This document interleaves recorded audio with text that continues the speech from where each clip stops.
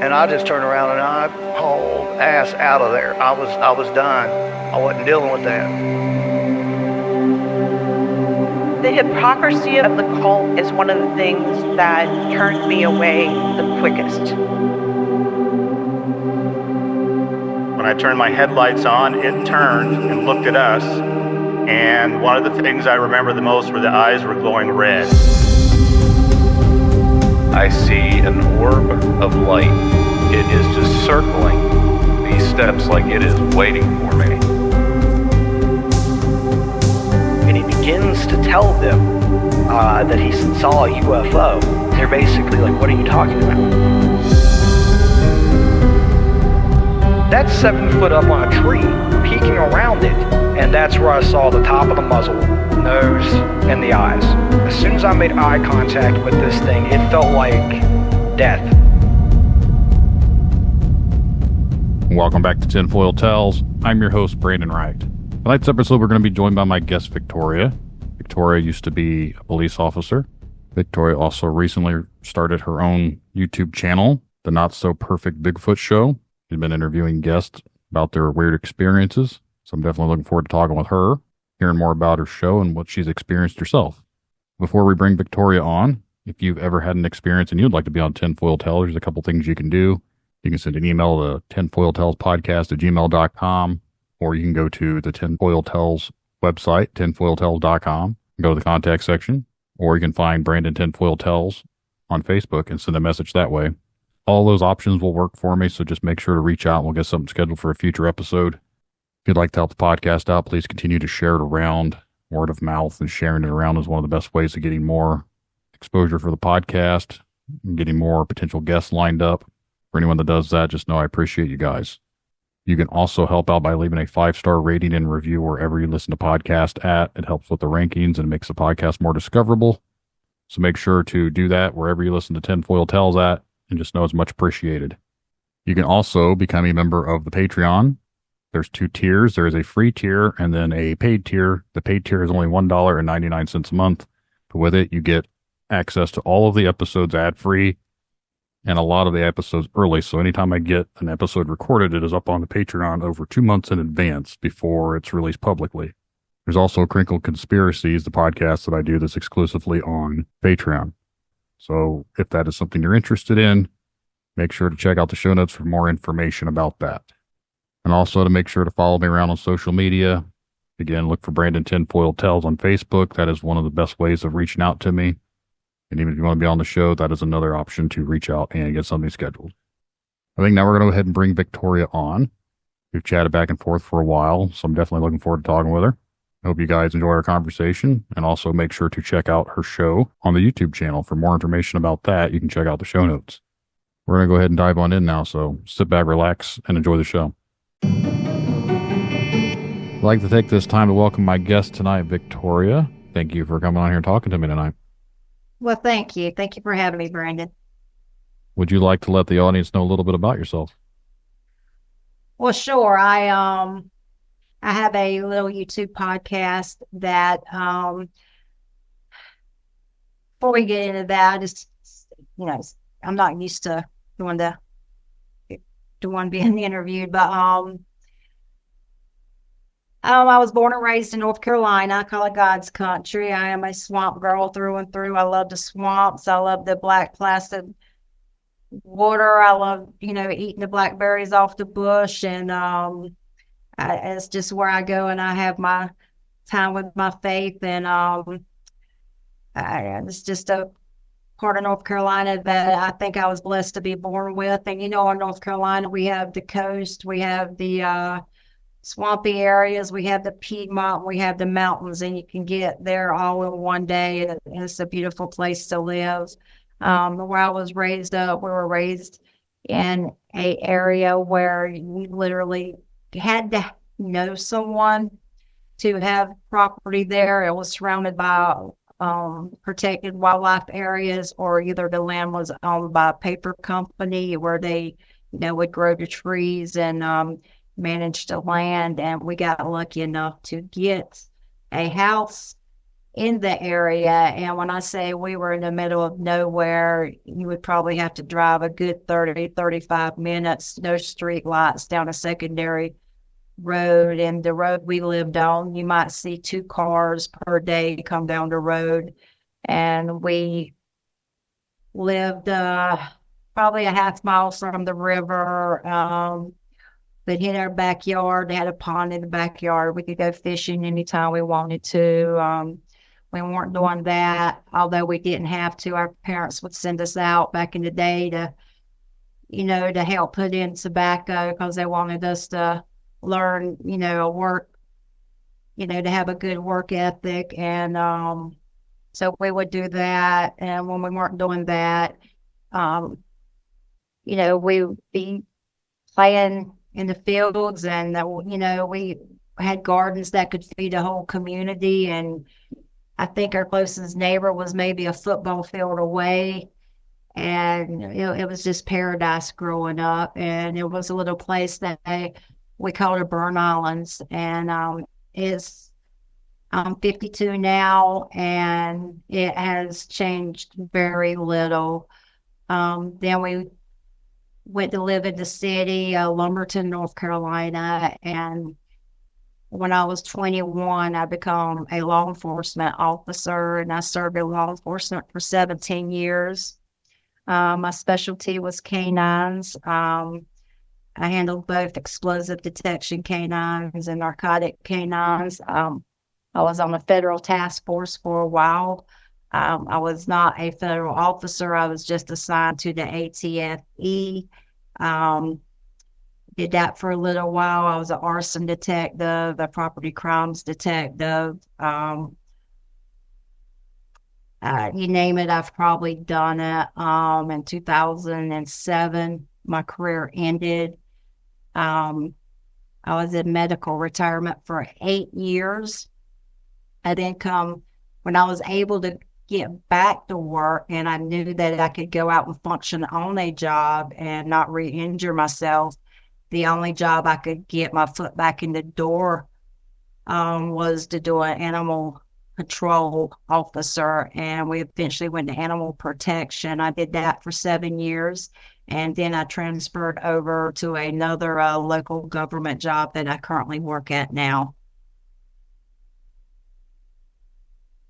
Go ahead. I was saying there was a lot to seemed like you've been messing around into with your life. I don't mean that in like a negative thing or whatever, but like you said with the growing up in the swamps and everything. I was over here just thinking, I was like, man, I missed out on that type of stuff growing up. So yeah, we were pretty lucky. We had some really good neighbors, and I don't live in the area anymore, but I got to tell you, when Hurricane Matthew come through, these are the kind of people that live there still to this day. When Hurricane Matthew come through the county I lived in, Robeson County, it was one of the hardest hit counties on the East Coast. We actually had fatalities there, and the people in the area of the Burn Islands, they would literally go out on their kayaks and make sure the elderlies got their food, and they still watched over their, neighbors. And every day they would go out, get on their kayaks or their boats, and they would go to highland where the food was, and they would bring people back in the food back to the community. And that was how I was raised. Those are the kind of people that I was raised around. And, and the funny thing about the swamps, and I guess when we start to get into the cryptids a little bit, I'll tell you about a little incident that happened in the area. When I went to law enforcement, I tried to pull some strings to see if I could find a file on this, and I didn't really get anywhere with it. But where we lived at, you literally could walk off your back porch, and you looked up and you just seen the whole universe, the star. There was no lights there, no street lights, no nothing. It was dark enough where you couldn't see your hand in front of your face. And I was telling someone the other night on my show, you could hear the bullfrogs and the crickets and just the whole area would come to life. And but we had some pretty wicked things happen there. There was a family, mother and 3 children that they found not far from our house. One of my friends were skipping school, and he found a lady's purse out there. And he debated. He was like, well, I probably need to turn it in. It's the right thing to do. I'm going to get in trouble for skipping school. But, you know, he did the right thing. He turned it in, and they ended up finding her and 3 children on a dirt road really close to her house, deceased, with some head trauma. And they said it was equivalent to somebody picking them up and slinging them against a tree. And, you know, looking back now, knowing what I know and interviewing some of the people that I interviewed, and they talk about their dogs getting smashed against a tree by, you know, Sasquatch or Bigfoot, and they're like jelly. You know, as an adult now, I look back and I wonder if it was related. Can I say it was? But now you get older and you start to wonder, you know, was there something there to it? Because, you know, not far from where I was raised is where the Beast of Bladenboro happened. And actually, it's probably maybe two or 3 minutes car drive across the county line where all of that happened. I don't know if you heard about the Beast of Bladenboro. No, I'm not familiar with that. They still have a festival every year where some people say it was a canine like, some people say it was cat like. The newspaper articles, if you go back, will say it was cat like. But this very large creature was literally ripping people's dogs off of chains and just tearing them apart. And it just terrorized community. It was killing livestock. There was a couple of eyewitnesses that seen it, and they had it sketched out, and it was like the cross between a large cat and a large dog. And as a result, doing what country people do, they got their guns and their dogs, and they went in the woods and literally killed every bobcat, almost wiped them out in the area.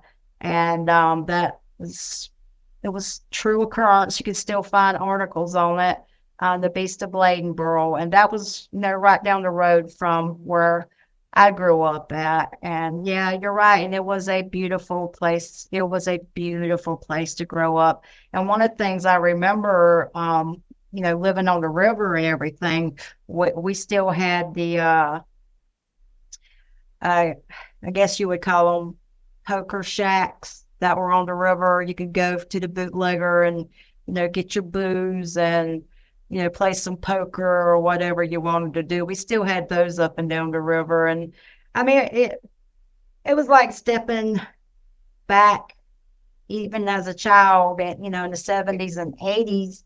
It was like you were still stepping back in time. It was just like the people preserved the area in a time that was not contaminated by the hustle and bustle of everyday life. And it's every time I go through there, I get excited, but I get sad because you cannot buy land there now.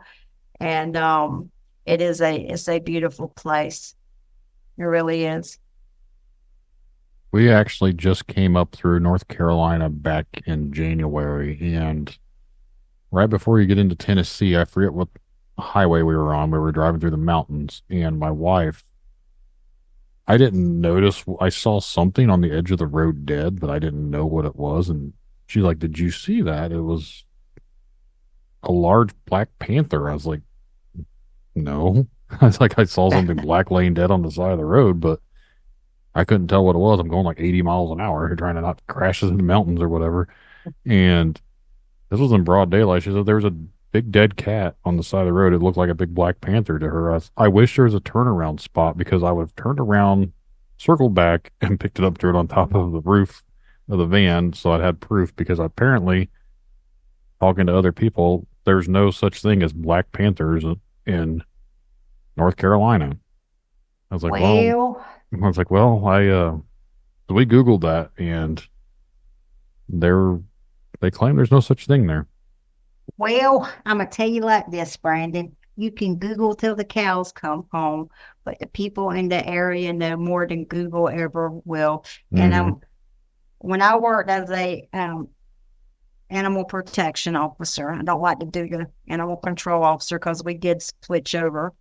Um, we routinely would get reports from the Linden, North Carolina area, and that they're like, we are looking at a panther sitting in our backyard, and they would call 911. And back then, and this will come into play later, we ran with maybe 6 officers during the day, and we would drop down to 1 at night.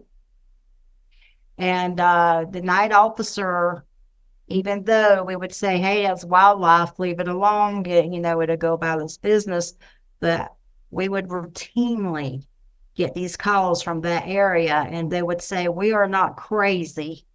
We know what we are looking at. I've been living here all of my life. I am looking at a black panther. Come and get it out of my yard. And I would say negative. That is their habitat, even though it is your yard. Just get your small animals in, it will move on. And I worked there for 5 years. And throughout the whole 5 years, we got calls on the black panthers. I met one lady.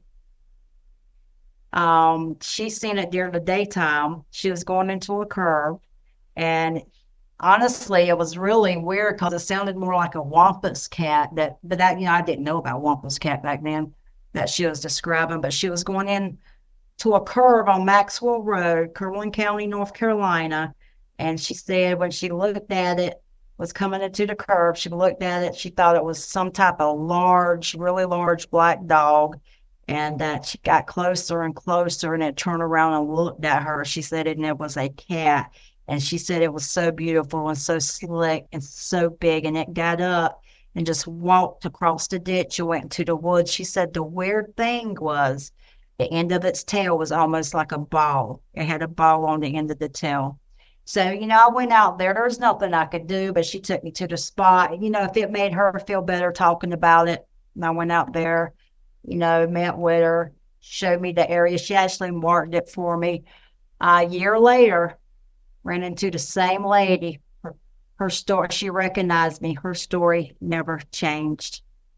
And she still had that excited, surprised, and overwhelmed look on her face as she told me the story again. So, Google says one thing, the people of the area to say something else.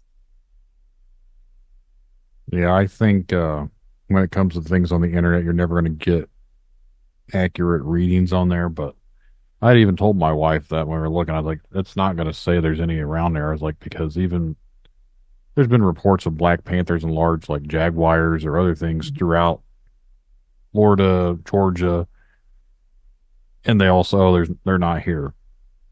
I mean, Yeah. people are seeing something. You can't really mistake a large cat. Like, so Well, they're seeing something. Well, imagine being ridiculed over telling someone you saw a mountain lion or, a panther. Okay, take that a step higher. Imagine telling them you saw a Bigfoot or a Dogman. There's a no-win situation there. No, I fully understand and agree to that. That is literally why I do the show, because I want to give people an opportunity to come on here and talk about stuff like that, because you can't really bring it up in society without people thinking you're some kind of a wacko. Exactly. And I'll tell you, when I turned 21, 18 days after I turned 21, I got sworn in as a law enforcement officer. And I started my career working in a smaller agency. And that smaller agency, oh man, that was a mean little town. You think a town of 3,000 people, you just have a pie job. Negative, Ghost Rider. Look, that little town was just, back then, it was their job to get away, your job to arrest them. And, it weren't personal. If they punched you in the booger box or you just scuffed in the middle of the road, it was nothing personal. If they got away, they won. If you got them in cuffs, they won. On the way to jail, you had some of the best conversations you ever had. Now, that was the way it was back then. And remember I was out there running radar. I was in the outskirts of town. I was at we had a mild jurisdiction, and I couldn't tell you what time it was. It was kind of, late at night. And this car went zooming by me.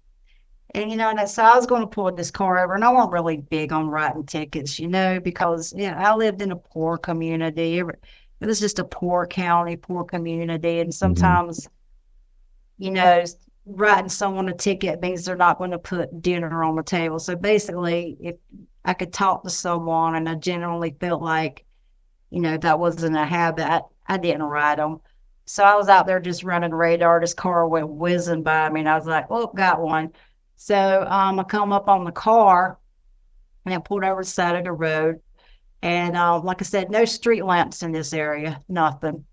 On one side of me was like a pine forest with a little dip in the ditch. The other side of it was a 2-lane blacktop. The other side of me was a cornfield. And I get out the car, and as I'm walking up to this car, there's a pine tree to the right of us. And this was way back in the day. And like I said, this was a poor little town. So this was probably 94, 95, tells you how old I am. My car still had the bubble light on it, kind of like Barney Five, Andy Griffin. And this bubble light, when I would pull a car over, I would have to punch the roof of my car to get the light working. And I mean, that's how bad our equipment was. So when I got out, we just had that little bubble light going. It was going just so slow, like it was just wanted to die out. And as I'm walking up to this car, I will never forget it. To the right of me, where the pine trees was, something was coming down the tree, not going up the tree, but coming down the tree. And it was breaking off healthy limbs as it was coming down. Could it have been a bear? I don't know. But I remember walking up to that car, and the window was like they had it down like an inch. And I remember looking at the driver, can't remember if it was a male or female. I want to say it was a male. And I just remember saying, go, go, go. Because whatever was coming down that tree was big enough to break strong, healthy limbs of a pine tree. And that car spun off and left me. And I remember thinking, shit, he left me. So I backed up to my car. My knees were shaking so bad, and these limbs were still hitting the ground. Bump, bump, bump. You could hear them crack and break. And I'm just like, oh my God, just let me get in the car. And I remember getting back in my car, and my legs were shaking so bad I didn't know if I could accelerate. But anyway, I took off, went down the road, turned around, came back, and it was just totally quiet. And I remember looking, this time the opposite side of the road was on my right side, so I'd be at my passenger window. And I remember looking up in the sky, and there was this huge craft in the sky, and it must have been the size of a football field. And it had the 3 red triangular lights. And it was making no noise, no nothing. It was just like it was just gliding. And I just remember looking up at it like, who's going to believe me on this, So I don't know what was in the tree. I know that I said, I got to go. I'm not going to stick around and see if this thing sucks me up and takes me to Never Never Land. I get in my car and I go in town, and the whole night I'm just like, this is twice this has happened to me on night shift, where I have to sit there and had to just, I'm just trying to process it. So anyway, life goes on. And I think it was like a year ago, I was talking about this on a Facebook group. And this gentleman told me, he says, I think what you saw was a military craft that they can actually land planes in. And so I described it to him. He said, yeah, I think that's what it was. So I'm the type of person, if you show me that it's not a UFO, that it's not something, from another place, a dimension or whatever, I'm good. Show me the truth. And if you're right, you're right. So when he explained it to me and broke it down to me, I says, well, okay, maybe it was. But what was across the street breaking the healthy limbs? I don't know. I mean, years went on, and I never had that answer to that. So that was, probably the first incident that happened to me. You said that was in 94, 95? Is in that area because I was still a rookie, still a rookie. And that would be Robeson County, North Carolina. I don't know of anything that would be large enough. You said bears, but the only bear you would have down there would be black bear, right? Yeah, black bear. I don't know if they'd be large enough to be running through and snapping off big pine tree branches. Well, whatever it was, to me, black bears, and I did deal with a little of them in animal control. We'd have to spook them out of, some people's yards or whatever, basically for the safety of the bear from people. But I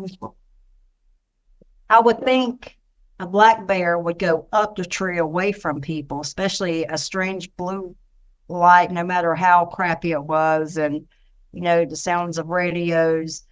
I would think it would go up the tree, but whatever this was, it was coming down the tree.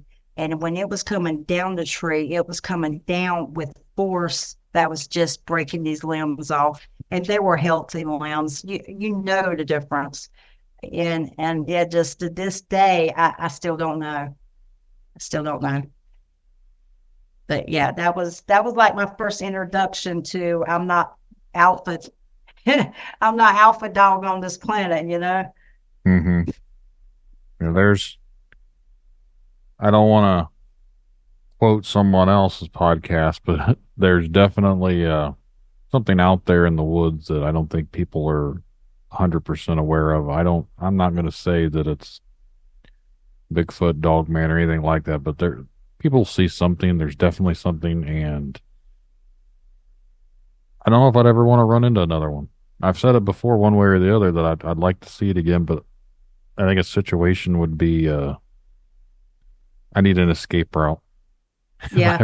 If I ever had to see something like that again, I'd want to make sure that I was safe enough, because I don't necessarily know if things are going to attack you or not, but it's hard to know what things are when you're in the woods, because I think the woods have a way of playing tricks on people. Like, you hear things, you hear trees snapping and the echoes and everything else. So there's always different things that can go about it. But for some reason, I feel like when you listen to people that have had experiences, you kind of have an idea of what it is.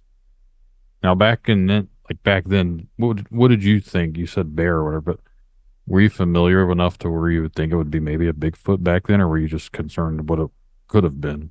Bigfoot didn't even enter my mind. And going back to the woods, the woods have the home advantage. That's their playing field. So they're going to get you every time. So yes, you're right. It does play tricks on you. But, I wasn't even thinking, because, when I was a kid, I always thought that, the Beast of Blading was just a festival you went to. And so that even entered my mind. I did not know what it was. And I thought maybe when I seen the thing in the sky, that whatever that large, it was the size of a football field, it made no sound. Had I not looked up in the sky, I would have never seen it. It was that quiet. I was like, are the two related? Because to me, once again, if it was a bear or something and that thing's in the sky, will you go up the tree to get away from it? I had no answers. I had no answers. But life goes on, and what you don't understand, you put in the back of your mind. And that's one thing your mind will do if you don't understand something. If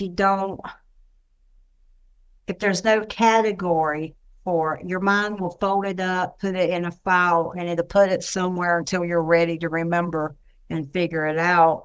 And at that time, we had so much going on in that little town. That was the type of town where when you come off night shift in the morning, you kiss the door because you made it home, and your mind just goes elsewhere, and you're trying to learn, you're trying to survive, you're trying to help people. And so my mind just put it in a place until I was ready to try to figure it out. And I never figured it out.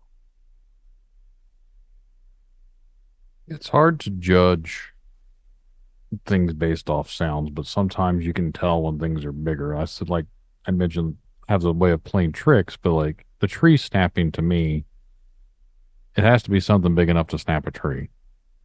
That's not something small. Where I come from, we call that a BMF, and I'll just leave it right there. A big, yeah. Yeah. And so whatever it was, it had some weight to it, and and I don't know. I mean, it could have been a bear. I don't know, but having right across the street, I don't even know if it was there when I was initiating the traffic stop. I don't know. I just, you get out your car and you're looking at the car, you're looking for movement, you're looking for the door cracking open.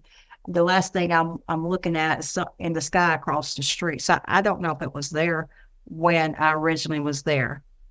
So, I mean, that was just a crazy night. But like I said, life goes on and you just put it to the side, and, you have other things that are more of a priority in your life to work through.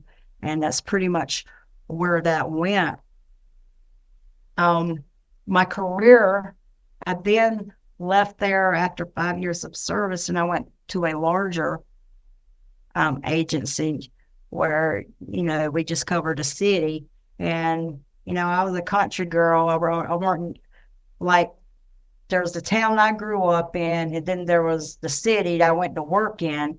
And it was like, I was like a fish out of water. It was crazy. Getting used to working in a big city and what comes with a big city, and just, just the culture is different. And I did that until I was injured in 2007 when, and we talked about this, and I'm really hesitant to talk about it in the same show because we were talking earlier about when people tell their stories, people are like, well, man, everything happened to her. No, I mean, I'm 52 years old. This happened, over my lifespan. What ended my career is I was a supervisor on duty, and we got a hot call. I was trying to beat my guys there because I wanted to assess the situation. Needed to know how many men we needed on scene. The last time we were there, we literally had to call highway patrol, the small towns in the area. It was just chaos, and it was crazy. So I had that in mind when the call come out, the location. And, in law enforcement, you go high speeds, you learn how to, drive defensively but safely. You need to get to where you're going because someone is depending on you. And when that call come out, I remembered the area, and I wanted to get there. And I really hate to say it, but, I'm going to just put it out there. We had a lieutenant that she did not know. She liked to play Monday morning quarterback behind her desk, making these calls that she shouldn't be making for my guys on the road. And she had a history of putting them in some bad situations. And my mind was focused on, I need to get there and make the shots before she comes over the radio and says something stupid that gets someone hurt. And I don't mean any disrespect to her if she ever hears this, but you probably shouldn't have been in law enforcement now because you made some really piss poor decisions on my people or our people. We were a team. So I'm going down this road, blue light siren. I'm only going 90. 90 miles per hour is not fast in law enforcement. We've hit speeds up to 120. I mean, we've had the needles hanging trying to, get the other officers or get to someone, that needed our help. And I'm coming up on these two cars, and they had their blinkers on like they were going to merge for me. And the closer I get to them, I realize they're not going to merge. So I went to go around them. And when I went to go around them, my left tires hit the gravel. And before I go further, this area I was going into, the last time we went there, the last thing you want to do as an officer is get trapped in your car, pull up on a scene where there's going to be some kind of aggression towards you, and have your seatbelt on. So I had, out of just adrenaline, I popped my seatbelt on because I said, when I pull up and I get out of this car, we're just going to be, I don't know a nice way of saying it other than, we're going to kick some ass and take some names, because the people in this area were from the outside coming in, and they were terrorizing the street. There was one house on this street. Everybody else was elderly, and they were scared to death of this one house. And I promised them the last time, my whole platoon promised them, if they ever come back and they're raising Cain at this house, we're going to cuff and stuff, and we're going to give you your street back, because you don't have to live in fear. And you got to think, these were older people. They've lived their life. They cannot defend themselves against these people. And we're talking about, shots fired, shooting in the houses or whatever. So I had popped my seatbelt on because I was not getting trapped in my car. And if I had to, I was just going to get out swinging.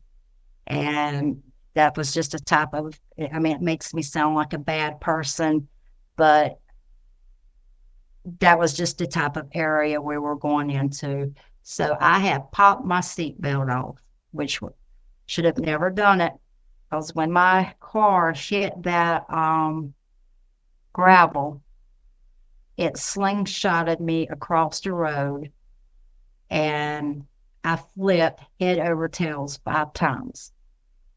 And I was thrown about 30, 40 feet out of my car. And the last thing I remember is looking up and seeing my car actually go over me. It weren't on me, but it went over me. And I remember when I knew I was going to wreck, I knew I was going to die. And there's that split second moment in your mind where I just let go of the steering wheel. And I says, God, I give this to you. I give it to you. And I was perfectly okay with dying. I had no fear. I just gave it to him, and it was his will. And I do believe in God. Pray to him every night. And, I am a God person, and I love me some Jesus. But at that point in my life, I'd been doing law enforcement for 17 years. About a year before this happened, we'd be talking in the break room or whatever, and I would tell them, I'm not going to live to see, 35, 36. I'm not going to live. I said, I was angry. I was angry because everything I dealt with were people at the worst times of their life, and their anger would be directed toward you. And then you would see what people would do to each other out of love.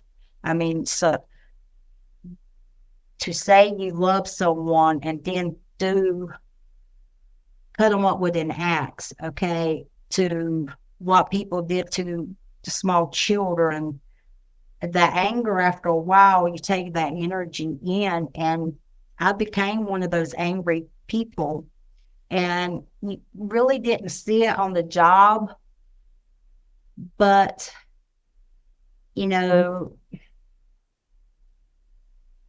I had been angry for so long, I thought anger was a normal emotion.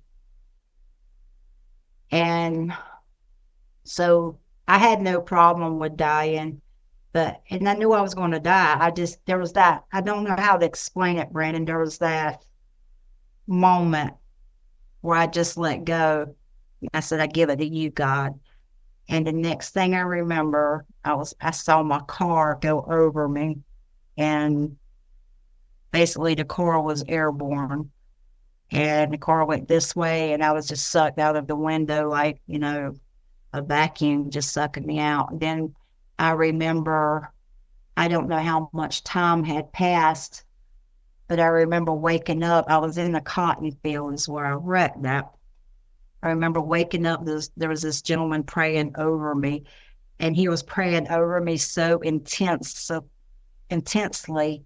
that, I was raised with 5 Pentecostal preachers in my family. And I don't know if you ever went to a Pentecostal church, but I mean, they be throwing down. Look, they be throwing down. They be jumping the pews. I love that kind of preaching. As a matter of fact, when I was 18, I took my fiance to church with me, and he'd never been to a Pentecostal church. And let me tell you something, that man was so scared.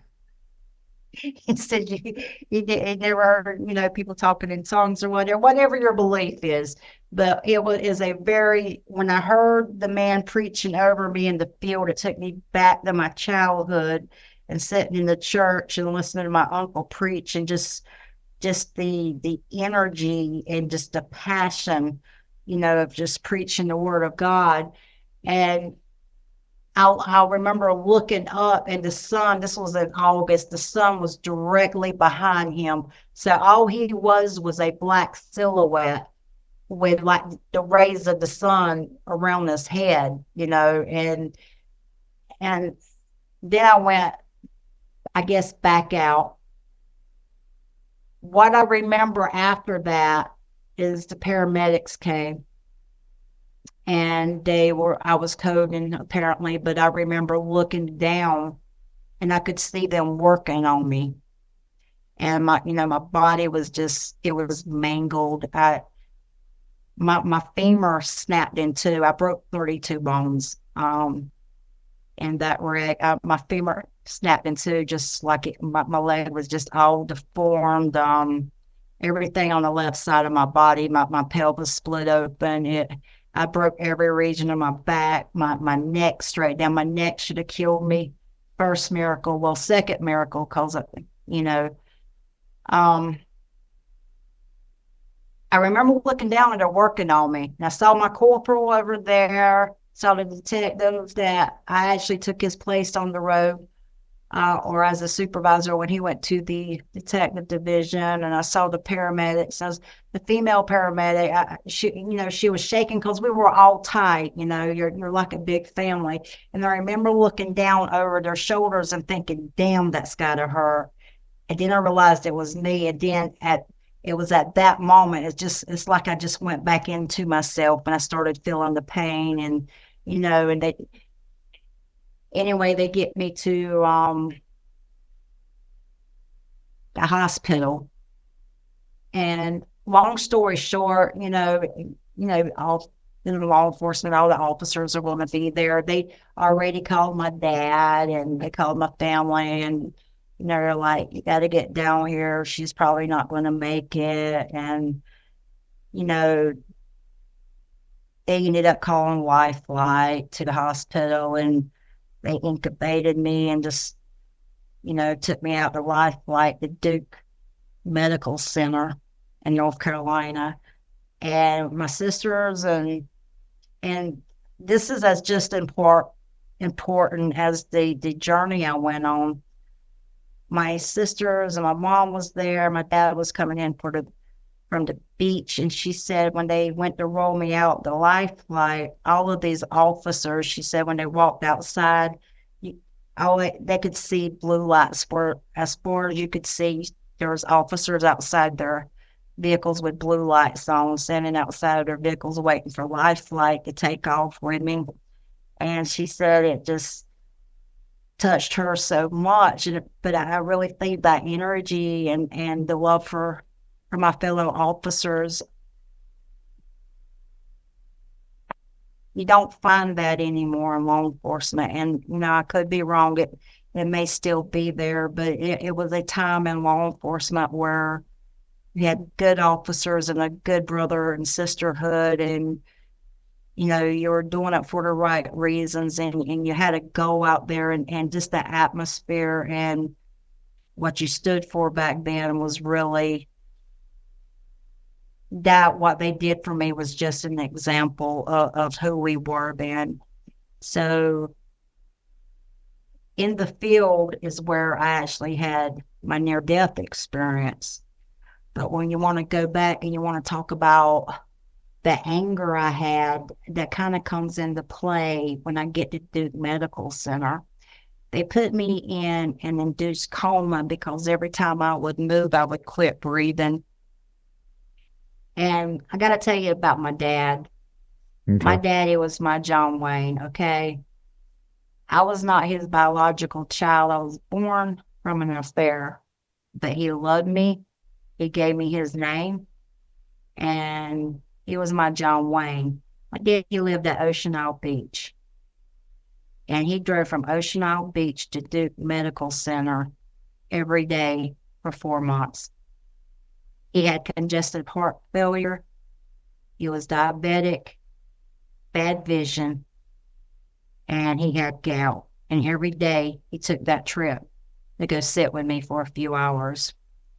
When I got to Duke, they put me in an induced coma because there was literally at that point nothing they could do for me. They were telling my family to prepare for my death. The sheriff's office had honor guard out. They were, going through the routine and practicing, for the funeral, and they're starting the process of getting everybody ready for when they got the call.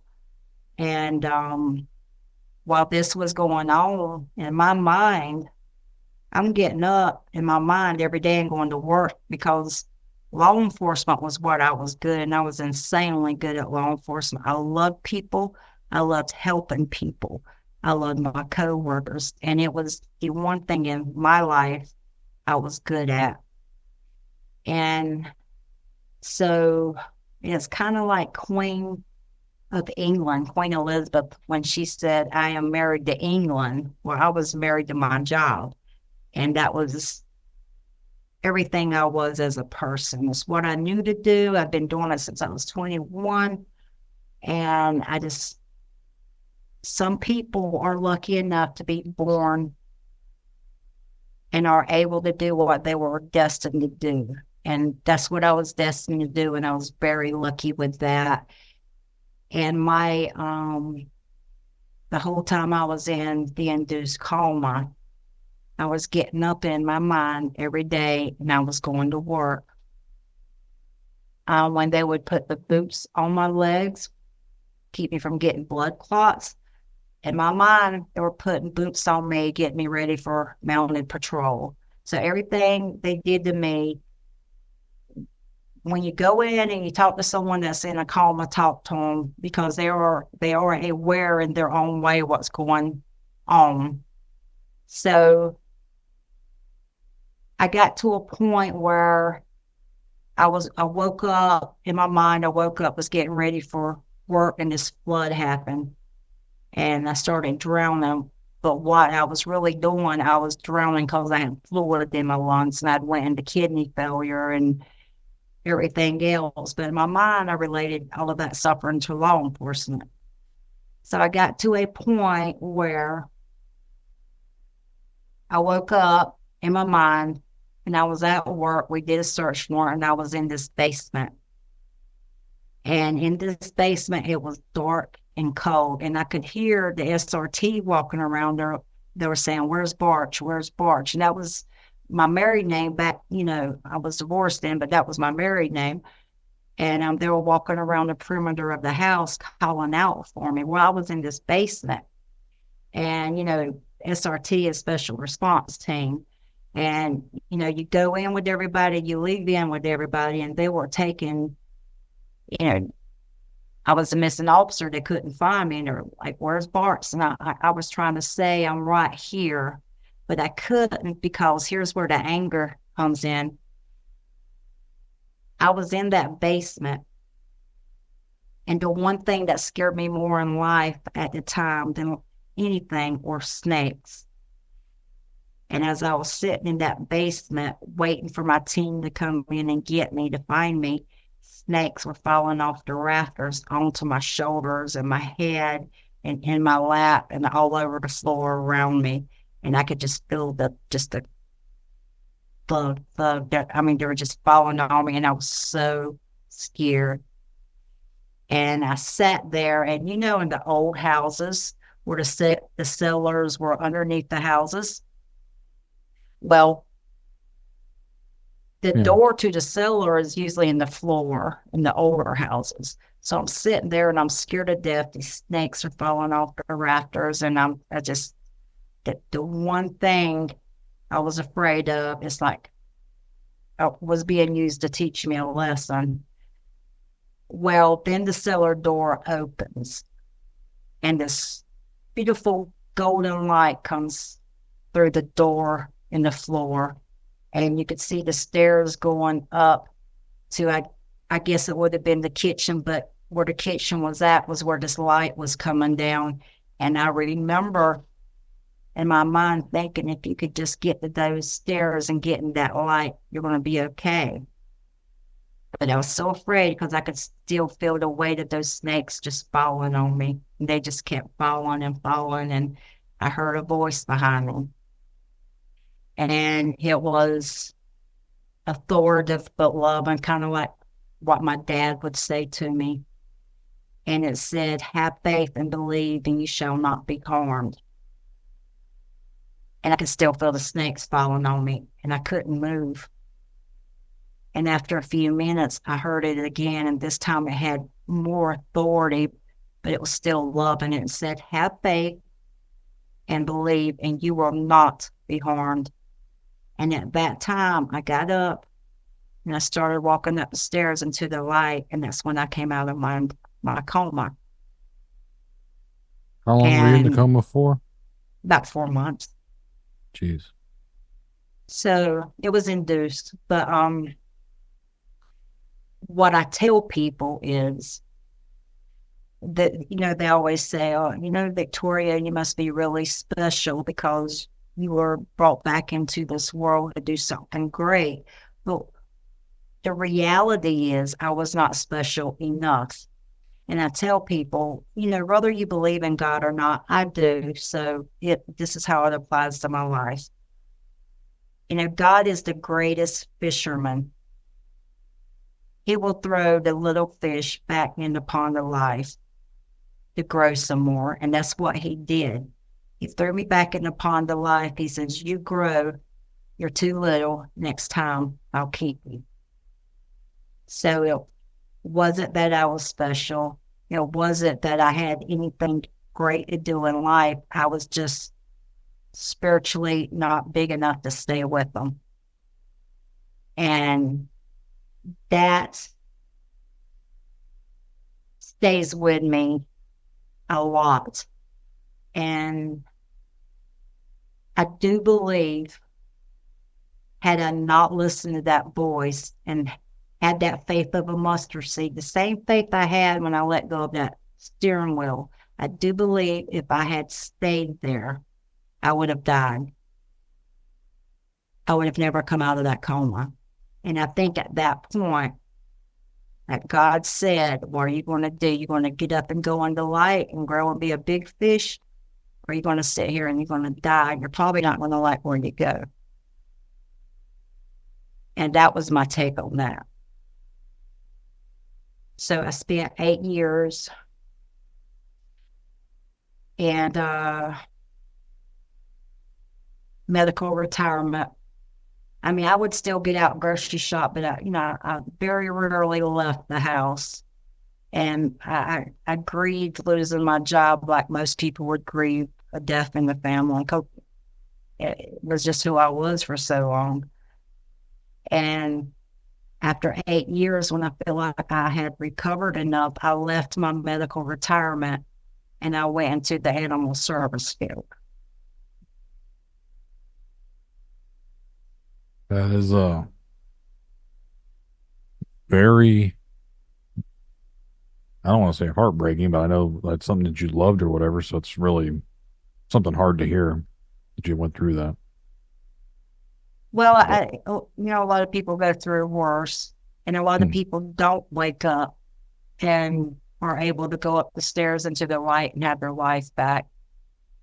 And I mean, I appreciate you saying that, but that was my near death experience happened when I was in the field and they were working on me. The rest of it to me was a spiritual journey to grow.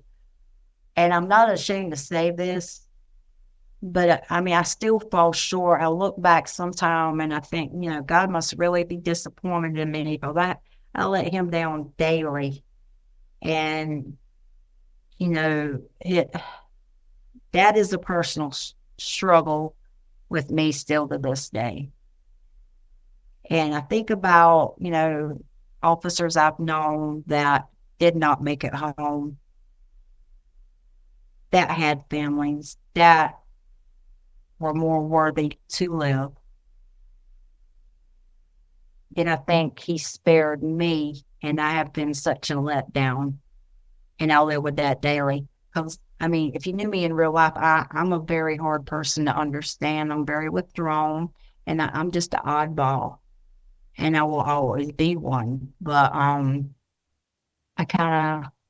grateful that he threw me back, told me to grow. But at the same time, I kind of think it was but it could have been better served with someone else. Yeah. So anyway, I get into animal service and getting into the job, and we would run with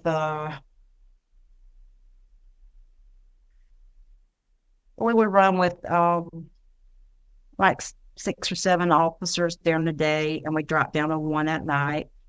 And the officer at night we would run the whole county.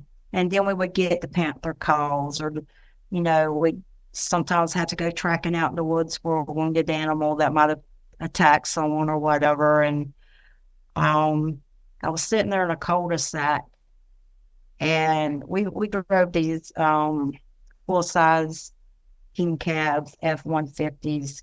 And I remember I was sitting in a cul-de-sac, and it was like probably I was a weekend and night shift. It was the middle of the night, and I'd sit there and I'd park in this cul-de-sac and I'd do my paperwork.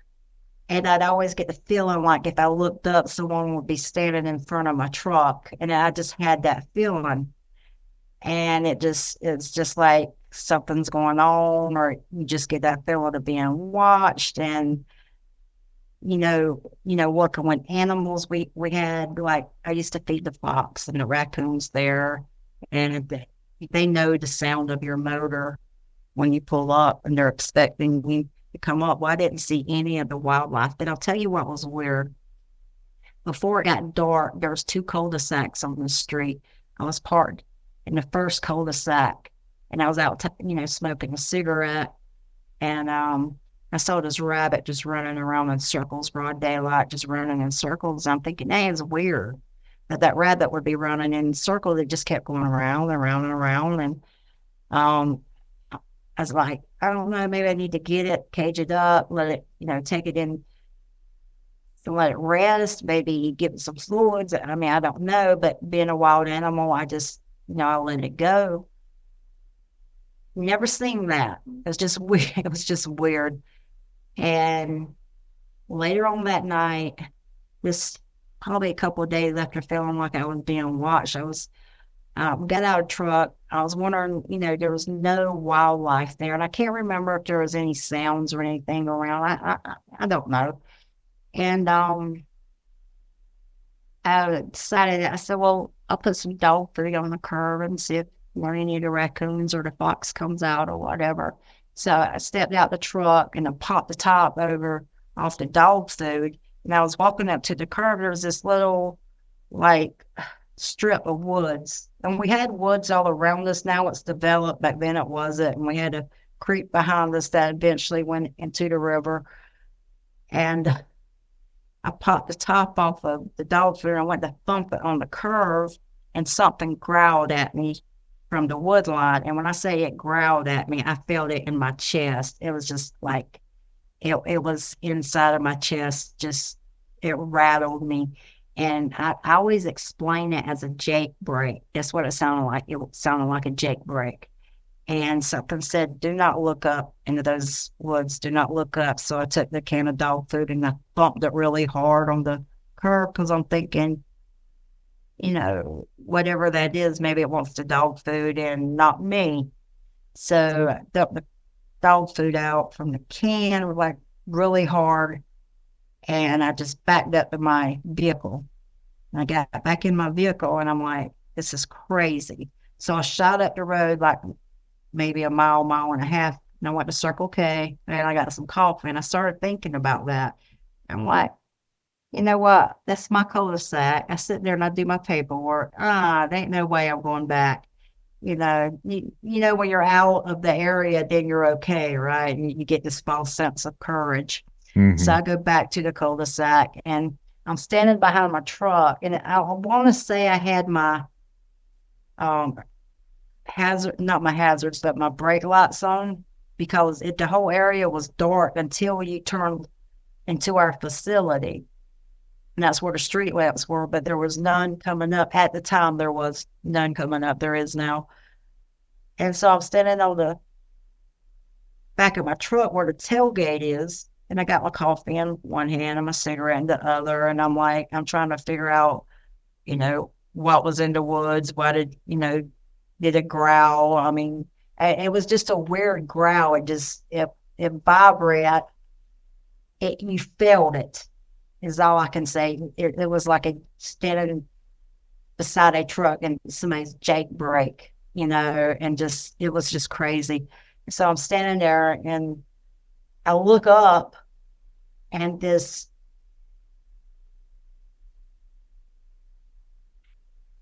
dog type thing, and I didn't know anything about Dogman at the time. It goes across the street and it had the rabbit in its mouth. And I assume it was the same rabbit that I seen before. Here's the kicker. I could see the definition and like the fur of the rabbit, but this animal was so black. It was like black against black. It was like black against the night black. And I was looking at the head because the head is the danger spot. The head is where, with a dog, there's 42 teeth there. And I know from experience, because I have chunks missing out of my leg, that's the danger spot. So I'm looking at the head, I'm seeing the rabbit, and I'm trying to take this in. And the first thing that crossed my mind was some redneck done and bred something in the basement and it escaped and it's just fucked up and it shouldn't be in my environment. But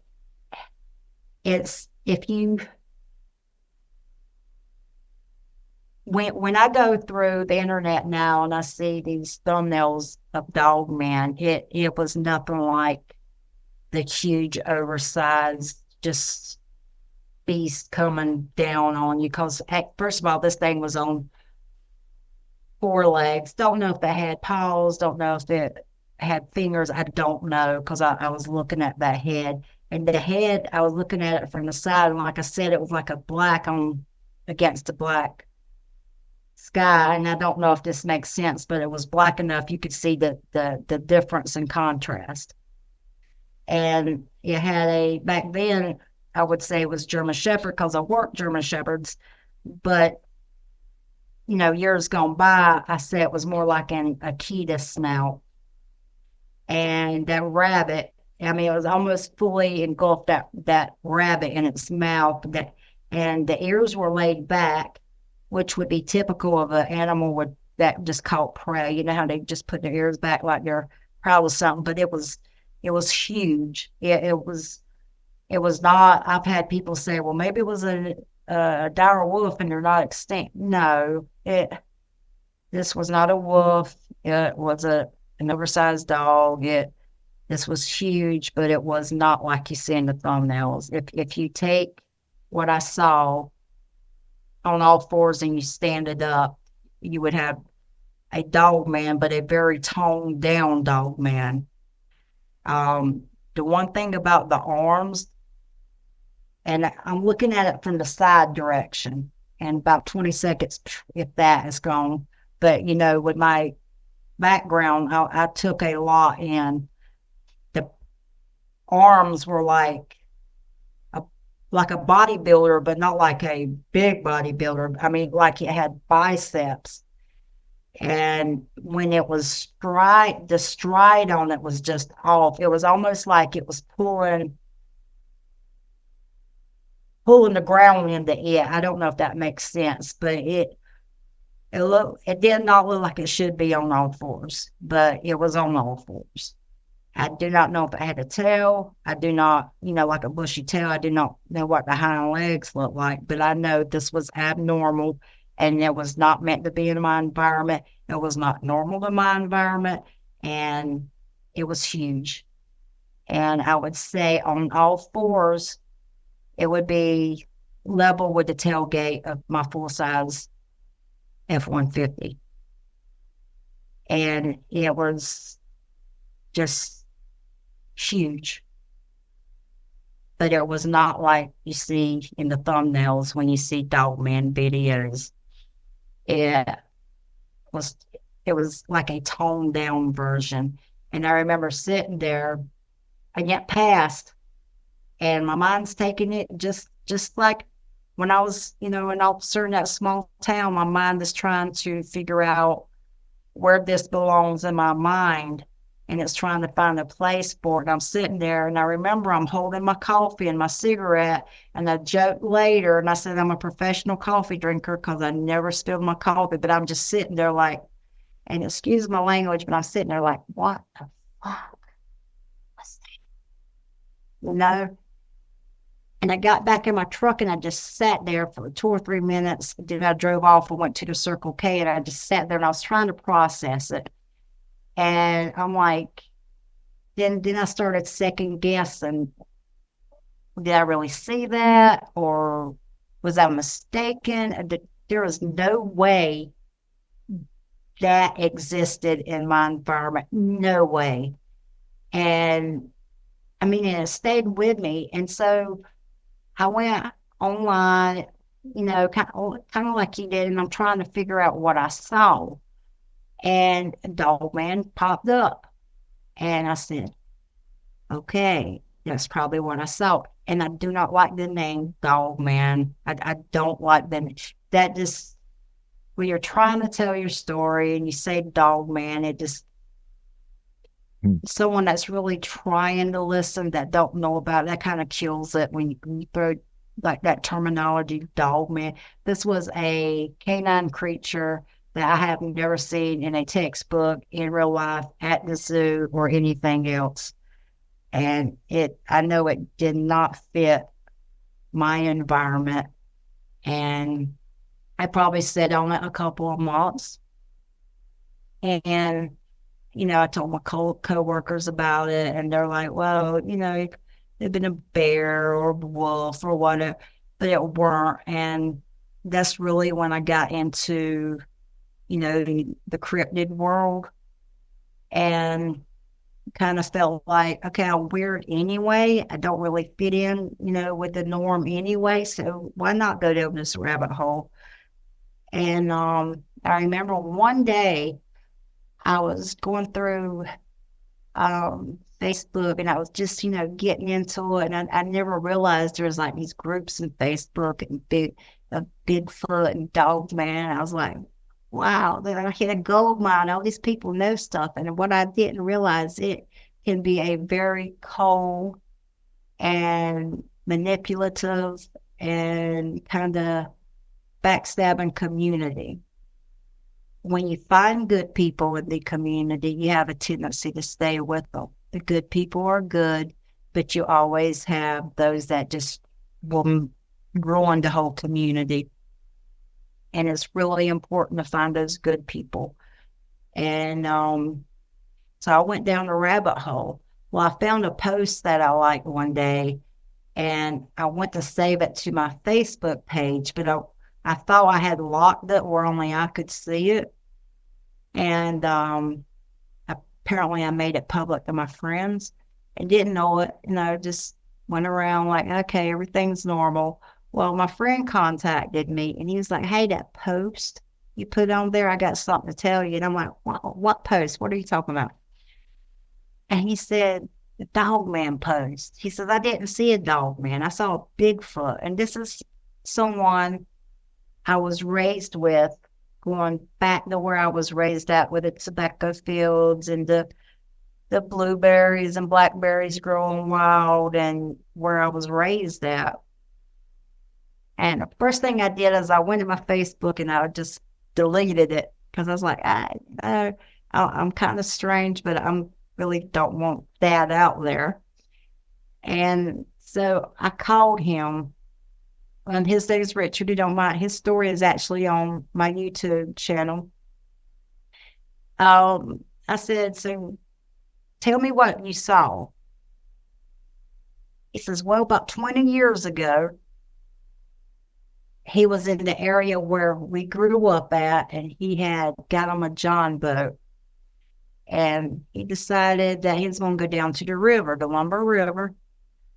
And this beautiful river, it's a scientific river. It's a lot of research is done on it. It's very beautiful. You got to go look it up. Beautiful, beautiful, beautiful.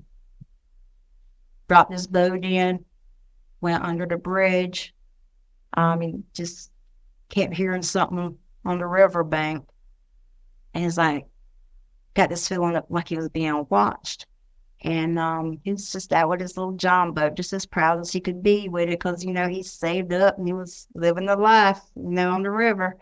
And he paddled his boat up to the shore and went to relieve himself. And when he went up the bank, he saw 2 pigs that were dead.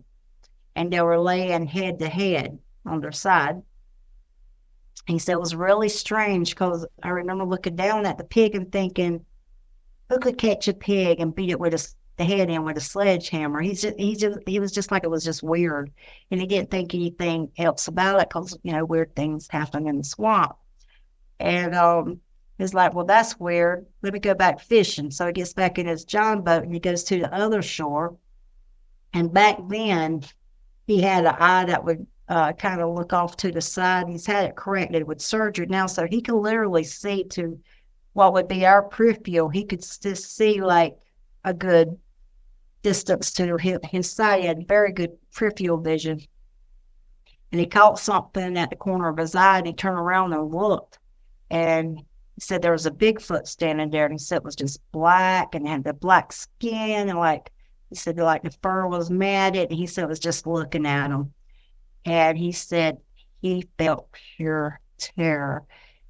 And he started trying to slap the water like, he was just doing something in defense. All he could think was slapping the water, with the paddle, trying to get it to go away. And he said it stood up and it put its hands on a healthy tree and pushed the tree in the river at his boat. And it shot up the riverbank. And it scared him so bad. He said he got himself together, collected his thoughts, and paddled up, went back under the ridge, went to the bank, jumped in his truck, left his John boat, and didn't go back for 20 years. Well, the first time he went back was with me. And I told him about what happened to me and what I saw. He said, well, what I saw was about pretty much where we grew up at. And I said, well, let's go back. And I said, it might do you some good to go back there, because he would have to go through this area to get to work. And so instead of going through this area, he would go about 8 miles out of his way to go around the area. He just didn't want anything else to do with it. So this was the first time he went back. And he walked me through it, and still to this day when he talks about it, the hair on his arms will stand up. And if you go to my YouTube and you see a story, which the audio isn't good because we're still building their channel, but the hair on his arms still was standing up when he was telling his story.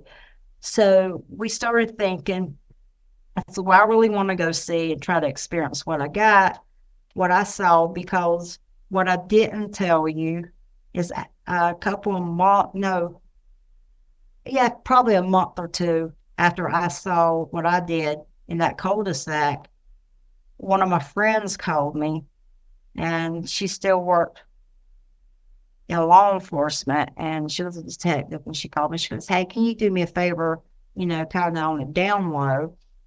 She said, if you go down the street, there's a grease recycling plant right on the river. Something was in the woods screaming, and they're refusing to go back to work. She goes, can you go down there and see if you see anything? Because, I work animal service, I don't know what she thought I was going to do. I'm not going to go in there and grab something with a catch pole, but it was my job. So I said, okay, I'll go. So I go out there to the grease recycling plant. There's bamboo, then it hit the river. And it was dark and there was nobody there. Well, I didn't see anything, didn't hear anything. But I know a few weeks later I went up and that place was lit up. Like there was lights everywhere. And I guess that's what they had to do to get the employees to come back. I don't know. I never, made contact with the business. I just went out there as a courtesy. Well, a year later, this was after, me and Richard started going out and doing our little, hiking in the woods, and if we could see signs of what we had encountered. And we basically, with every, the beast of blading and, the things that happened when we grew up, we were like, let's just go back to where the area we were raised and see what we can get. So before that happened, I was on my way into work, and I was crossing the railroad tracks, and I seen some tree breaks, and I just caught it like, just corner of my eye, and I'm like, that's really interesting. But those railroad tracks went behind a subdivision, and you would have to go in the subdivision to get to that part of the woods. So later that day, when I got a break, I just patrolled through there, and I was trying to look in the area where I saw the breaks from the road near the railroad tracks. And so I went down the road. Then I come back again. I was going really slow, and the soldier walked out because we were right there at Fort Bragg. The soldier comes out and he says, what are you looking for? And I said, well, what should I be looking for? He says, well, we seen something strange, and you work animal service, so you might be looking for what we saw. Did you get the report? And I'm like, no, but what you got going on? Well, I actually recorded this audio because he let me, because it was so similar to what I saw. And I have like 2-3 minute videos of him just describing it. So him and this other soldier, don't know his name, didn't talk to him. They were outside about midnight, just hanging out, and they looked up the hill, and they seen this big black dog there, and they said it was just abnormal, and it says something was just off about it. And they described German Shepherd ears and the muzzle, and he says, ma'am, there was just something off about it. He said, so we said, well, something's off about it. Let me go in, get my firearm, because if it comes down here, it's sick or whatever, we're going to have to dispatch it, which was reasonable. So they go in, get the firearms, come out, and it's gone. We're like, well, that's strange. So they go into woods just to track it. And they said, and so they would go to where they could hear it at. And when they would get there, like they would go to the 3 o'clock, it would end up at the 9 o'clock. So as they were tracking it, it was tracking them. And, but what he described was exactly what I saw. And I needed that for validation. So I kept those videos. Just every time I start to second guess myself, or I let someone talk me, you really didn't see that. Maybe it was this or that. I can't change what I saw. And I can't format it to fit everything else in the Dogman world, the way they describe what they saw. And, and I'm not saying they don't see these big, overgrown dogmen. I'm not saying that at all. I'm just saying what I saw was not anything like that. It was similar, but it was smaller. It was just something off about it. And when I heard these two professionals, they go out and they protect their country. They, are trained. They described what I saw a year earlier. So I kind of needed that, because you get so much negativity out there. You get people saying, oh, you're lying. There ain't no way you seen that, or you're a hoaxer. Well, first of all, I don't need the world to police me, because I police myself hard enough, and I'm hard enough on myself. But I saw what I saw, and opinions don't change that. And like I said, going back in the community, people can be pretty harsh on you. If it doesn't fit their idea of what you should have saw, then it didn't happen. If you didn't react the way they thought you should have reacted, then it didn't happen, and there lies the problem. So after that, me and Richard started going out in the woods. We started going out where we were raised at, and we go out in the woods, and we start having the strangest stuff happening. We got out one day, and this was really weird. We went in through a fire break. Everything got quiet on us. I don't know if you've been in the middle of the swamp, but the swamp don't get quiet. It does not get quiet. There was no crickets, no nothing. The only thing you heard was way off in the distance was a single crow. And I said, Richard, did you hear that? He says, I hear nothing. And then we got this odor, and the odor was almost like stagnant water or like a wet sand, but it was just there then gone. It didn't linger. It didn't slow down. It was like there and gone. And we're still, we're both still learning. We don't really know what the signs are, but it's like our first time out. It's like we just stepped into madness. And when I did get a little bit of the silence. If you go to my YouTube page, there's one there with Richard. Total silence, nothing there. You don't hear nothing. I did get, like 30 seconds of it. And it seemed like they were more tuned into Richard. And when I said, I don't know if these were what these were, but it was cryptid. That's all I can say, because we had gotten something on the tape. We didn't even know we videotaped it. And every time I showed this, he was, oh, you hoaxed that. Like, no. I tell you what, you go pick someone out to give me a polygraph. If I pass, you drop out of the community, never come back. If you pass, which you won't, I'll say you were right. And that's just where I stand on it. But I was holding the phone. We're walking down a fire break.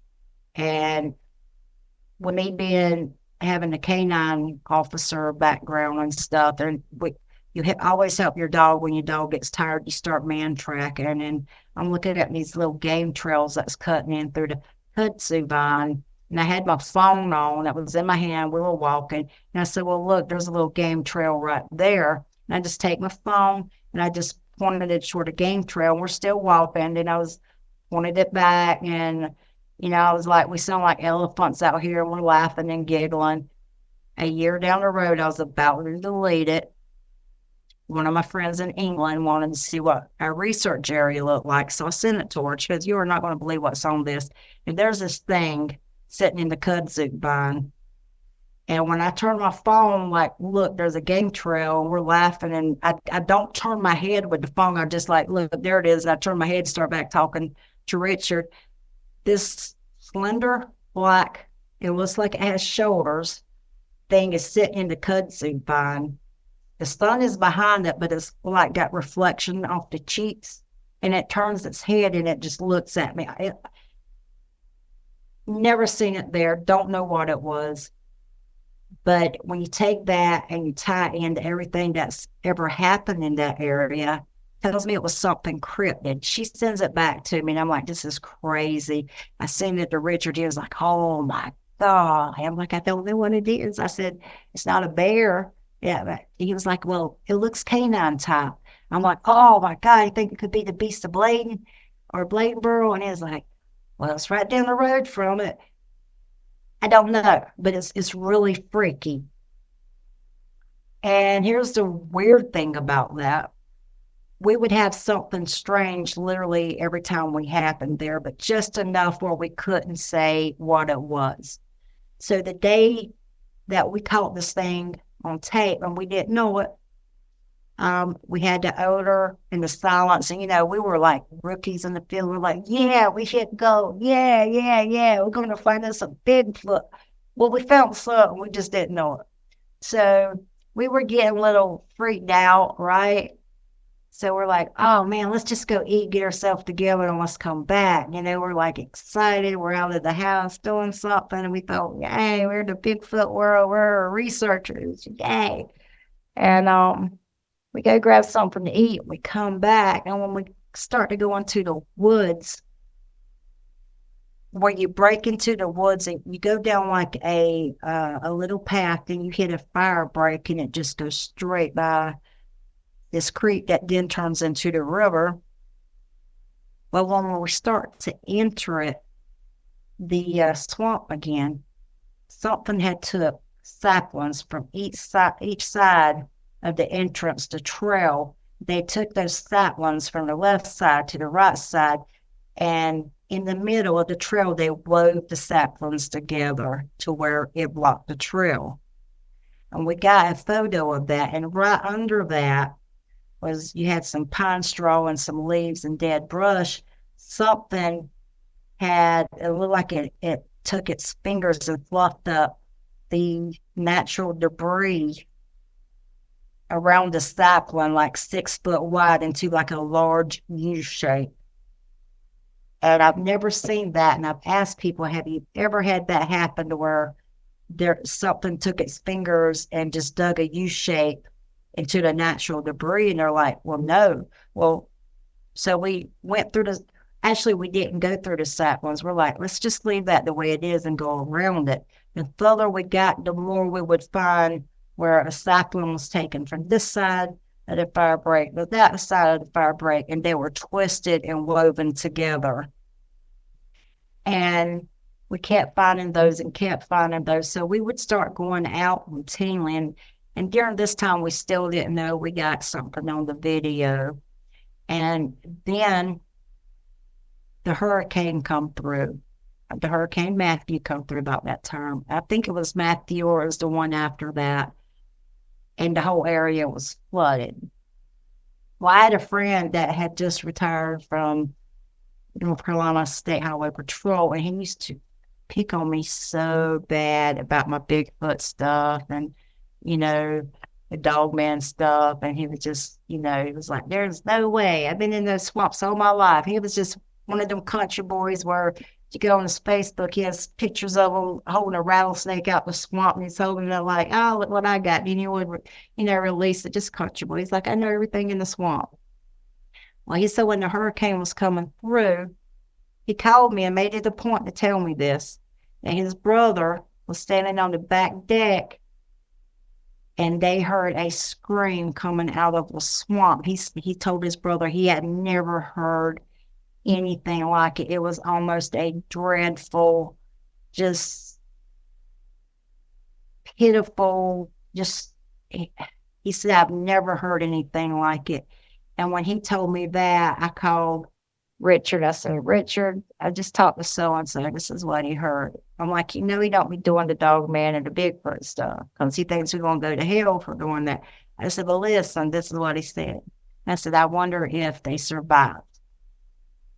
And sometimes, things are there. You don't have to see them to know they're there. But there has been plenty of times they could have hemmed either one of us up because, we would bounce in there by ourselves all the time. And there's a history there. The same, friend that, retired from the state, he would tell instance where he set up a camp back there one day and he would go hunting and come back and his tent was torn apart and threw in the swamp and everything else. And, he figured somebody just messed with his camp, but he was in the middle of nowhere. And I was out there and I said, hey, you reckon they survived that? Because half the county was underwater. It was water all over this county. I mean, tractor trailers were covered in water. It was just devastating. And when the water started setting back, he says, you think we should go out and see what's up? I said, I would really like to. So we go out there and the water's still high. And like a couple of days before that, I had went out there by myself and I couldn't get back there because the water was still standing at the road where we put in. And I saw this deceased dog on the side of the road. And, working with animals, I said, let me see if it's got a collar. Owner may be looking for it. At least I could, bag it up and take it back to their owner and they could bury their dog. And I went over there and I had a head injury. And you could tell where there used to be a collar on it. And it was like a medium-sized, smaller dog. And you could see where there used to be a collar on it. And so I said, well, there's no way to identify it. So I just left it there. And when we returned back, a couple of days later, I went back with Richard. The water had went down a little bit, but we still couldn't get back there. And it's in the middle of night. And it's really dark out there, dark, dark, dark. We're standing on the side of the road at the edge of the water, and we hear a jingle. And I looked at Rich, I said, did you hear that? And, we're in the middle of nowhere, surrounded by water, and we're hearing like jingle bells. And I said, that's crazy. I said, Richard, are you messing with me? So I frisked him. I literally grabbed him, checked his pockets. I said, don't mess with me. And there was nothing on him that could jingle. So we're standing there again, and the jingle happens again. So he starts patting me down. He says, no, you're messing with me. I'm like, I'm not, dude, no. Where is that coming from? And we realized it was coming from in the water, like under the bridge, where the water was going under the bridge. I said, dude, that's coming from the water. And I could only surmise, and I could be wrong, but the only thing that would make sense, knowing everything that happened in that area, is that missing dog tag had been taken off that dog. The collar probably had bells on it, and something down there was shaking it, trying to get our attention. And if it was a person, then they're standing in the middle of the swamp and water, snake-infested water, in the middle of the night. There was no one there. Odd, right? A few weeks later, the water kept going down, kept going down. I kept thinking about what my friend said about, hey, if you heard that really god-awful cry, scream coming from the swamp, let's go see if the water is back down. So we go. This time the water is down, and I won't wear my snake boots. We go down there. He cuts to the right in the fire break. I go to the left. Still didn't know we had the thing on videotape. And this was the crazy part.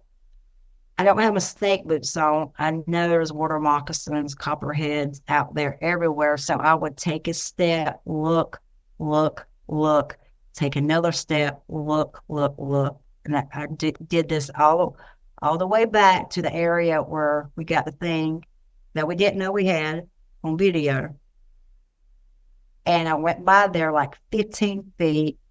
And the whole time I'd take a step, I'd look, take a step, I'd look, take a step, go past that area about 15 feet. And I'm like, the heck with this. I'm going to get bit by a snake, and I don't do snakes. And so I turn around and I'm coming back, put my foot down, I look, put my foot down, I look. And the same spot that we got the thing on the videotape, and we did not know we had it on the videotape, but the exact same spot, I look down and there's a snake skin in the path. The snake skin is dry where the grass is wet. It was laying on the grass, not in the grass. And me not liking snakes, I saw the snake skin and I let loose some profanity that my mama would have washed my mouth out with soap. And I ran past it and I went up to Richard. I was like, oh my God, it was a snake skin, blah, blah, blah. And I'm like, whatever. Here's the thing. That was the last day we ever had activity out there.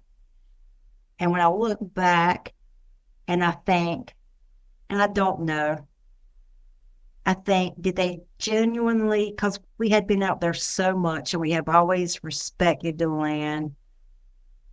I only took one person back there with me just because she had activity on her property, and that's how I met her. She became my best friend. And we never disrespected the land. We had an attachment to the land. I wonder if the snake skin, and I didn't think about this till like months later. I'm like, why are we not having activity? Why are we not having activity? But I says, what if they left a snake skin there just to say, yeah, we're still here. We're okay. We survived the storm. I don't know. Sounds crazy to say it out loud. But I think my mistake came is when I didn't pick it up and leave with it. Because that was the last time we ever had activity. So I do kind of want to go back a little bit here before we wrap things up and ask about the Dogman stuff. Or, I know you don't like to call it that, I don't either. But basically what you saw, can you give a description? It's very similar to like what I talked about on your show. Like, did you see like the paws or if it had a tail or anything like that? I did not. I did have someone sketch it. And basically, all he sketched was probably the upper body and the head. And the reason I had him stop there is because I cannot swear or stand by anything else. I just know the part of it that I saw.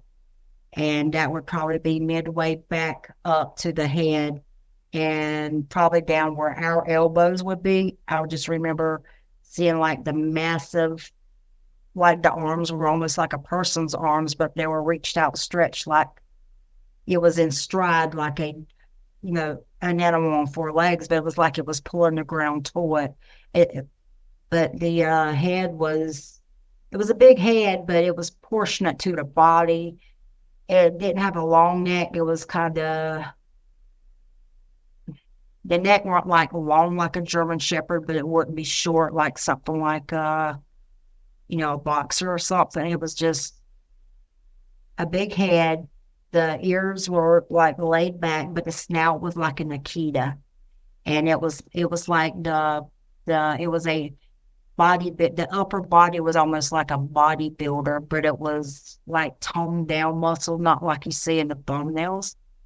If that makes sense, I don't know. I really don't know if it was the hair was thicker around the shoulders that made it look like it had a little bit of a hump back there, or it had a hump back there, but you could tell there was like a ridge back there, and it kind of went down at a slope. But no, I didn't see a tail. I couldn't tell you if it was feet or paws. I can't swear to it, so I can't say it. Yeah, that's the one thing that I always circle back to on my own thing is basically, I remember when it was standing there that it didn't have what a lot of people describe as like those fingers and humanoid looking hands or whatever. It still had like normal animal dog looking canine paws. So I've always asked that question when I talk with either on air or off air about it. Like, is that something that they'd notice? But most of the time, no one ever really paid attention, or they say it had like humanoid hands. So, well, when I see the thumbnails of a Dogman, like on YouTube, the big, like scary creatures, I'm not saying that they're not out there and people don't see them, but I can only talk about what I saw, and it was not like that, but it wasn't normal. I just don't have the words for it. It's one of those things that's hard to wrap your head around. Even after years of trying to figure it out, like it's still a struggle to try and wrap your head around this thing and process it. So I understand completely. Well, here's the thing about the community, though. With the community, if they can't wrap their head about it, they start talking shit, and it gets so. And excuse, my language, but it gets tiring because I'm not going to modify what I saw to fit their narrative, and that's one of the reasons. Like my YouTube show, I kind of keep it lighthearted so people do kind of open up a little more, and even though it's a serious subject to me, I try to take the approach that none of us are perfect, none of us have the answers, and none of us are experts. And one of the reasons I started my show is that there's such negativity out there, and I'm so far from perfect that if anyone was looking for a normal, everyday person that has flaws, that does not try to present a perfect show, I mean, I do the best I can, but I don't try to come across like, I'm a newscaster giving a broadcast. It's like, we're everyday people. Let's just be comfortable, and I'm not perfect. You're not perfect. Let's talk about it. And that's one of the reasons I, did what I did. But This whole community itself is awful. And I say that not in like the terms of being better than anyone else, but like literally they are some of the most heinous things that they do to sabotage each other, just to argue and fight because they all have different opinions. And you hit the nail on the head. There is no such thing as an expert about creatures or anything that they cannot prove that it even exists. But yet we have so-called experts, podcasters that think they know everything. And if you don't agree with them, you're basically getting their cancel culture by telling their fans to come and shit all over your show. That's exactly kind of what I'm going through now. Yeah. There is a very specific group out there that do that, and I don't care if they get mad at me or whatever. I do my show. I don't worry about the negativity that goes on out there because they're not worth my time. You're not going to please everyone. I do what I do because I do it. The people that listen enjoy it, and if they don't enjoy it, that's cool too. Like, at the end of the day, I do it for myself. As selfish as that sounds, I literally do this because I feel like I have to have something to do. And this is what is calling me to do it. For the people that out there that I talk to that help, it also helps me. It's kind of my own little therapeutic way of going about life. So I'm going to keep doing it. People can hate on it. People can love it. Either way, I used to play in a death metal band. I'm used to people not enjoying what I do. Well, I used to be a law enforcement, so I was probably the most hated person in the universe, but I had a good heart. And let me go back to that. When I woke up in that hospital, those 17 years of service, I had about 300 and some letters of people that sent cards to me and my family and told me things that I did that was good and made an impact in their life that to me was something minor, but to them it meant all the world. And when they saw me on the news, and I was, on the prayer chains going around, they remembered me and they remembered a moment. And when I sat down and I read those cards, I read every one of them. I realized I did something good for somebody, even though I never saw it. And I always forget to mention that, but I did something good. So I hope by having my show, I can do something good for someone else. And as far as the community, you can meet some of the best people in the world, but there are some people out there that will sabotage you. I've had people that have come on my show and they have looked at me and says, I really like you and I really trust you, only for somebody out there to have an axe to grind. Maybe I stood up to them. Maybe I wouldn't take a show off because they had a problem with someone and they wanted me to delete their show and just sabotage that rapport I had with that person. And that is what you deal with. But the people that know me, they know I'm good at heart and they know that I care. I try to include their spouses in it when their spouses want to, are in the background doing something. I always acknowledge their spouse. If their dog's back barking in the background, I'm like, hey, put them up here on the, the monitor. Let's meet Cujo, But maybe that's my way of just saying, hey, there's still good people out here. And I agree with you. At the end of the day, I'm not monetized. I'll work my, I told you tonight when we were talking, if my computer goes out, it's on its last leg. So my money goes into everything and I don't get a dime from anyone. And I do the best I can with what I have, but I take what I do have and I try to make it very relaxed and very enjoyable and sometimes comical. But I'll tell you this, I have some of the best people in chat ever. I have some of the best people. They are so sincere and kind to the guests. They ask really good questions. They don't try to trip them up, and they have a sincerity about them that really keep me going. And just so people know, if you don't mind me plugging my show, it's the Not So Perfect Bigfoot Show. I'm on YouTube, Rumble, Spotify. Not So Perfect Bigfoot Show. Go check me out, like and subscribe. I'd really appreciate it. And if you know somebody that, wants a laid back, easygoing show, let me know. I'm not trying to take your people from you, Brandon. But No, not so perfect Bigfoot. And I hope to see you there. What made you want to do the show? Like, of all things to do, like, for me, it was what I had happen to me, then drove me the curiosity. I wanted to talk to others. Is that basically what drove you to it? There's a couple of things. I'm one of those people, my mind can't stay still for long.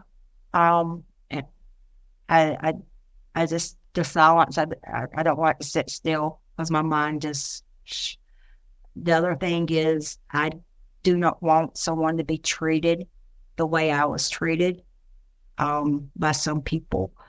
And I think it's very important that I'm so far from perfect. If you go back and you look at some of my shows, it's just one goof up after another, but we keep rolling. And if the person you're talking to about your experience, if you know they're not perfect and they don't try to hide their flaws, it makes it a little bit easier for someone to say, I can relate to you in your imperfect ways, in your quirky nature, and your lack of being able to pronounce 90% of the words in the English language. And we have some serious moments on the show, and I do believe it's a serious subject. But for all of the assholes out there that treat people like crap, that talk to them and tell them, if you didn't react this way, it didn't happen, or if your narrative don't fit my narrative, well, we don't have to fit into what you think our experience should be like. And I don't have any expectations when anyone comes on my show. I just prefer them to tell the truth. And if you didn't have an experience, just say, hey, I want to talk Bigfoot or Dogman. I do have a show where non-believers come on and actually can have a Q&A with a researcher.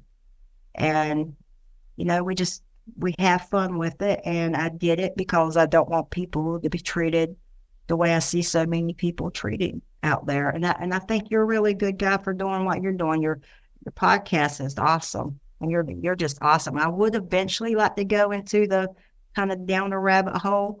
I'm working on, remote viewing and in the Bigfoot field and, stuff like that for future shows. But I do it for the people. Probably the same reason you do it, so people could be comfortable and talk to someone that, is going to give them a little bit of dignity.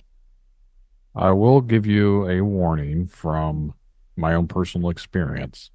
I'm looking at your channel right now, and you get a lot more views on episodes than I do. I recently became monetized on YouTube, and it took me almost 2 years. But my channel has gotten warnings because of some of the episodes that I've put on there because of some of the topics that people want to talk about, like especially when you go into the conspiracy realm. I don't know if I'm shadow banned, if that's the correct term, or if they just don't promote my show, but for having over 1,000 subscribers, my latest video that came out today had 33 views. That's ironic. I'm going to go look at it right now, but like, I would say you're on the naughty list. yeah, like currently for right now, my latest episode, which I said 33, which is ironic. Okay, now it says 42. So the 33rd parallel, which is a very, like, downloads on my actual podcast have been really high for downloads today. But the YouTube itself, I've had 42 views on my latest episode. Your episode that came out 2 days ago had like 500 and something. So you're getting a lot more views on your channel than what I get on YouTube. And I know it's because I've already had episodes removed from YouTube because of the content I violated their guidelines. Yeah, man, you're like on the pro level and I'm like on the rookie level. So yeah, I think you probably got an issue with YouTube. Are you on Rumble? I am not. I've actually thought about going over there just because I'm on Rumble too. I don't mess with YouTube in the sense, like, my hosting service for the podcast sends everything to YouTube directly itself. So that's why I told you I don't really use the video because I don't do anything with it. It generates a video for me and automatically uploads it. So I don't really do anything with it. I just upload my edited audio into my podcast hosting service and it distributes it to all the podcatchers and then to YouTube it makes a video. So it does all the work for me and I don't have to do anything and then I just keep doing episodes. So it makes my life a little bit simpler, but the YouTube I don't understand it. Like I get subscribers here and there, but like it's just like I have subscribers, but no one's watching the videos. So I don't know why they're subscribing to the channel. Well, they are. I think you kind of know they are watching the videos. It's just you're in a platform that you are not allowed to be free with what you want to explore. And that's the world we live in now. No, I'm looking at it right now. I have channel violations and warning. So, I'm not shocked, but you keep going. Hey, has anyone ever told you you sound like Barry White? No, I haven't heard that. I have been told several times I have a radio voice. So I don't know. I won't be shocked one day if I turn on your show and you got a little Barry White going in the background singing the tune, man. No, I don't know if I'll have that, but oh well, I can wish. Well, for anyone that's interested, I will make sure to link your channel in the show notes. So for anyone out there listening, if you'd like to find out more information on Victoria's podcast, go to the YouTube or go to my show notes and you can check it out there. I was just on an episode earlier, so that should be up on there here relatively soon. But absolutely. I think we can go ahead and wrap this up. I want to say thank you because I do appreciate you coming on here and talking with me. We've been talking for about 3 hours now, so between your show and my show. I do appreciate you taking the time out and talking with me tonight. I appreciate that. You're probably the last podcast I'll ever do. I did tell Miguel I'd do his show, but you probably are going to be the last one I do, and that just says a lot for what I think about you, Brandon, and I hope to check in with you a little down the road, and I will be following you and just keep doing what you're doing because you're doing something right, brother. I appreciate that. Well, Victoria, it's been a pleasure, but I'm going to let you go. I've got work in the morning, so got to get off here and get to bed. All right. You take care, Brandon. You do, too. Good night. Bye-bye.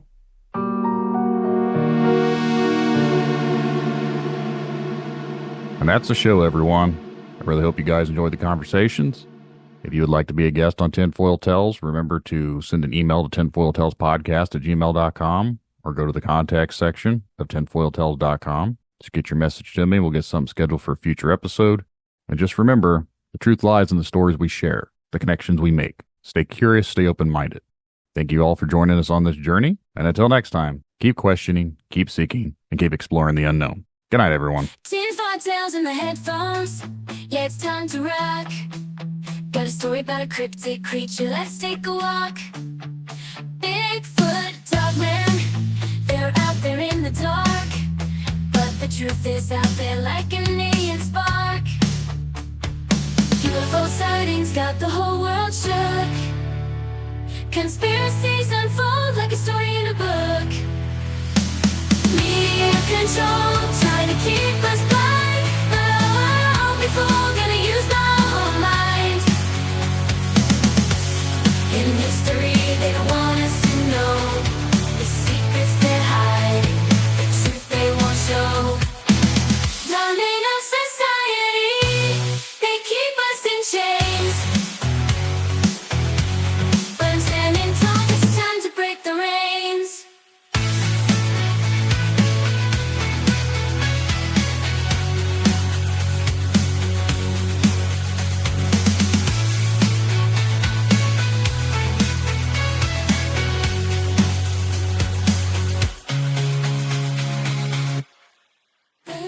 Control, trying to keep us blind, but I won't be fooled, gonna use my own mind.